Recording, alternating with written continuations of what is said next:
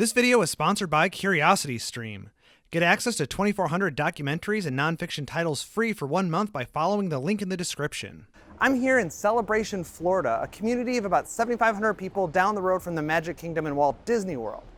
It has just about everything you'd expect from a city this size. It has a nice main street, houses, apartments, businesses, schools, and a hospital. I've been walking around Celebration for a little while now, and I gotta say, it's pretty pleasant. You'll be surprised to learn then that there are some people who have very negative feelings towards communities like this, new urbanist communities. What is new urbanism and why is it so controversial? Let's start by telling the story of Celebration. The story begins in Florida, but not here, actually in a town called Seaside over in the Florida Panhandle. It was designed by architects Andres Duaney and Elizabeth Plater-Zyberk back in the 1980s. You may recognize this community as the home of Truman Burbank from the movie The Truman Show. The entire community was designed to be pedestrian-oriented and harken back to the southern beach communities of the past. The architects created their own code to govern the design of buildings, which they stipulated must have a mix of styles and uses. Well-known architects such as Leon Cryer, Stephen Hall, Robert Stern, and Samuel Mockbee all designed buildings in the community.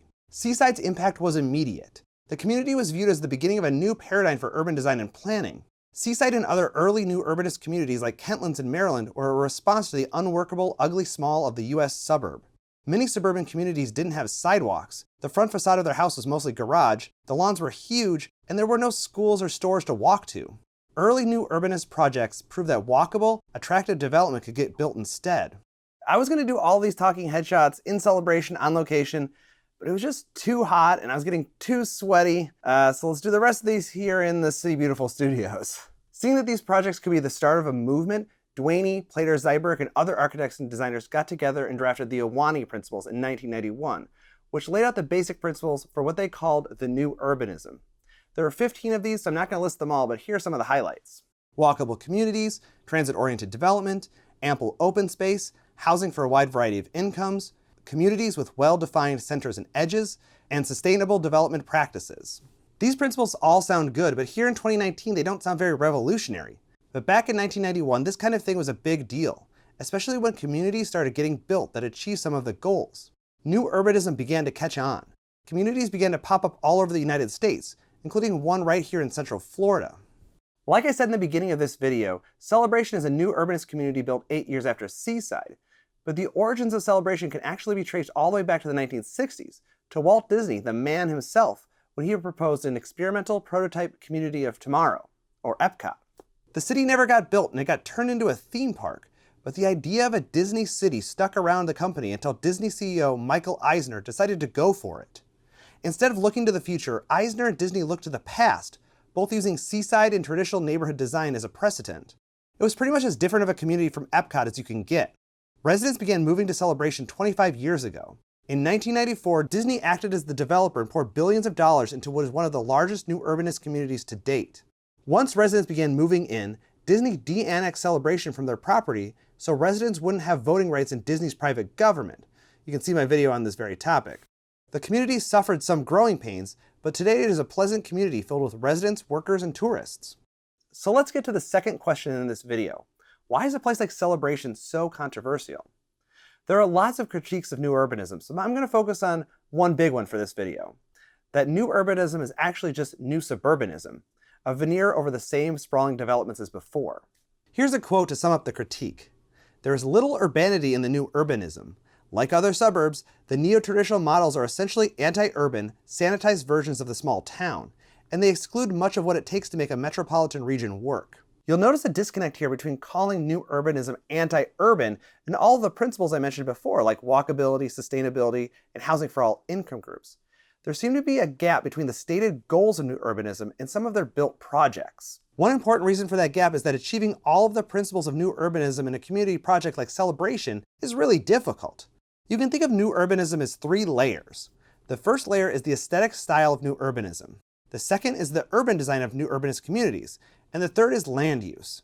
It's relatively easy to design a community that looks new urbanish with traditional architecture and front porches. Because it's so easy, many so-called new urbanist developments stop there and absolutely warrant the new suburbanism label. This is also the reason new urbanism became synonymous with architectural styles that take cues from small towns of the past, something the movement is still trying to shake even as new urbanist projects are built in urban areas with modern designs. The second step includes urban design, things like sidewalks, alleyways, homes clustered in distinct neighborhoods, and plentiful parks and open spaces. This level of community design requires more effort and fewer developers go this extra mile. Communities that do incorporate new urbanist urban design achieve more of the principles of new urbanism. Finally, even fewer new urbanist communities tackle complex land use issues, like incorporating mixed-use development or affordable housing.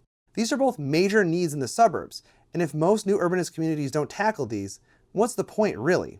Here in Celebration, the community is large enough that Disney could begin to address mixed-use developments and affordable housing. Celebration has a main street in downtown with shops, offices, and apartments. There are a variety of housing types, from granny flats above garages to large single-family homes. There aren't any below-market rate housing that is affordable to low-income families, however. The state of Florida requires developments of a certain size to contribute to the planning or construction of affordable housing. Developers can either build that housing on-site or pay a fee to the local government for the planning or construction of affordable housing elsewhere. Disney paid a $300,000 fee to Osceola County and called it a day. Disney will argue that housing in Osceola County is already pretty affordable, especially compared to high-cost metros like San Francisco or New York. Others contend that there are very few places Disney park employees could afford to live in Celebration. So while not perfect, Celebration meets some of the land development goals of new urbanism. But why do so few communities do so? It's more about how land development works in the United States and less about how new urbanism works. Cities in the United States don't grow house by house around the edges most of the time. They grow in big chunks, as farms and rural land are sold to large real estate development companies. The land is rezoned to allow for development, or it may be zoned for development already. Either way, the zoning laws and subdivision ordinances of the municipality set limits on how the land can be developed. Many of the zoning laws in the United States are strict in all the wrong ways. They require streets to be wider than the developers would want to build on their own.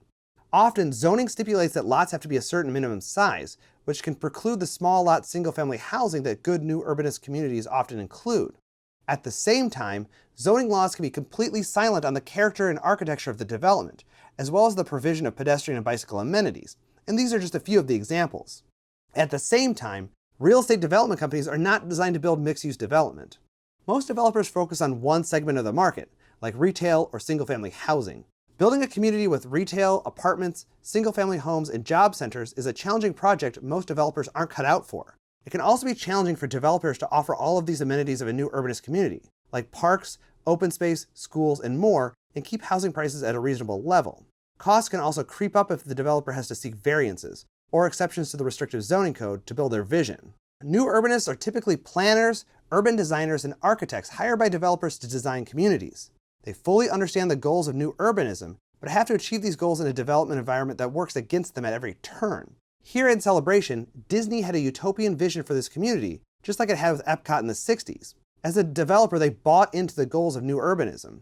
Disney also had a lot of control over the land and could design its own zoning code for Celebration. This new urbanist community didn't have the same roadblocks as others face. I could go on and on discussing the debates over new urbanism, but I think this video gives you a basic understanding of what it is and what people are saying about it. I tend to agree with critics who say that new urbanist projects don't often live up to the stated goals of the movement, but at the same time, I think they should be applauded for trying to improve suburban development. Some criticize new urbanists for working within the broken land development system, but I think it's a pretty pragmatic strategy. I agree that there need to be wholesale changes in how land is developed here in the United States, but until that time comes, incremental change is better than nothing. If you've made it this far in the video, you probably like videos about cities. Did you know that you can check out dozens of documentaries and series about cities over at CuriosityStream? When I joined, the first thing I did was search for videos about city planning, and I was excited to find a lot of videos on topics from cities of the future to ancient cities. I did a study abroad in Rome way back when, so I immediately gravitated toward this documentary all about the cool things under Rome, including aqueducts and sewers. I was sucked in pretty much immediately. And if for some reason you have interests outside of cities, CuriosityStream has you covered. There are over 2,400 other titles on the service, including content featuring Stephen Hawking, David Attenborough, Jane Goodall, and more. A CuriosityStream membership is ridiculously cheap, starting at just $2.99 a month. And if you go to CuriosityStream/CityBeautiful, you get unlimited access to the world's top documentaries and nonfiction series. If you enter the promo code CityBeautiful when prompted during the sign-up process, your membership is completely free for the first 30 days, so go check it out.